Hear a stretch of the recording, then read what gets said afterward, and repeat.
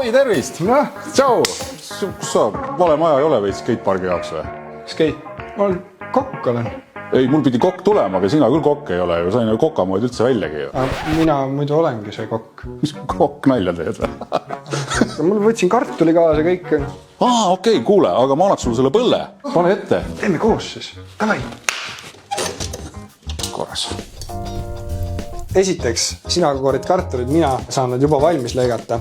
Kõik vanad mehed räägivad, kuidas olid Vene sõjaväes eriüksuses spetsnazis, aga mina koorisin Tartu üksikjalaväe pataljonis kartuleid. Aga seal nii peenet riista ei öelnud, et seal sai peaaegu kirvega kooritud. Aga prooviks kirvega ka või? Alas ta jääb.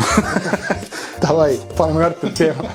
Teeme järgmisena valmis selle rosmariini küüslauguõli. Selle me lisame kõige lõpus, et ürdid ära ei kärssaks. Kaua üldse ahi kööb, et sa toitu saaksid teha? Ahju küdemisaeg on umbes 1,5 tundi. Kartulid ahju ja arvestama peab kuskil 45-60 minti. Ja võib öelda, et tulge sööma. It's bussin'. Nii, kartulid on ilusti ära keenud. Sa võid raputada nad läbi. Shake, shake, shake.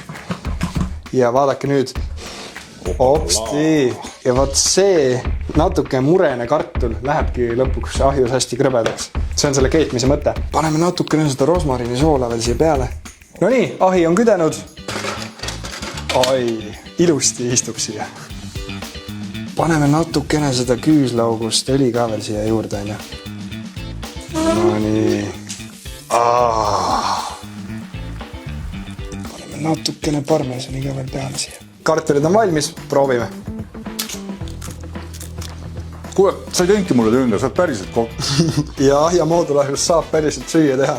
Nii et kui sinul on vaja oma maja soojustada ahjuga, kus saab ka päriselt süüa teha, see ahja moodulahi on selleks ideaalne variant. Absoluutselt nõus. Au!